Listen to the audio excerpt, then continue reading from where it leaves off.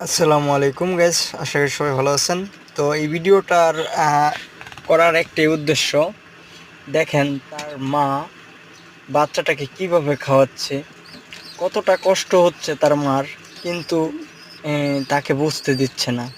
তো বুড়ো ও পাগলের মতো তার মার মুখের ভিতরে ঠোঁট ঢুকিয়ে খাচ্ছে, বাট কখনো কখনো কষ্ট বুঝতে দিচ্ছে না। তবুও আমরা এই কবুতরের মানে ইটা দেখে আমার খুব মানে ভালো লাগলো যে তার সন্তানের প্রতি তার কতটুকু খেয়াল। তো আমরা মানুষ এতটা জঘন্য হইছি, মানে টাকার জন্য সব কিছু করতে পারি, টাকার জন্য একটা একটা মা একটা সন্তানকে বিক্রি করে পর্যন্ত দিয়ে দেয়। তো এখনকার যুগে মানে এখনকার সিচুয়েশনটা এরকমই চলতেছে, বাট পশু পাখি বুঝে তার সন্তানের কষ্টটা, হ্যাঁ। আর একটা সন্তানকে কিভাবে লালন পালন করতে হয় এটা পশু পাখিই জানে, আর কেউ জানে না।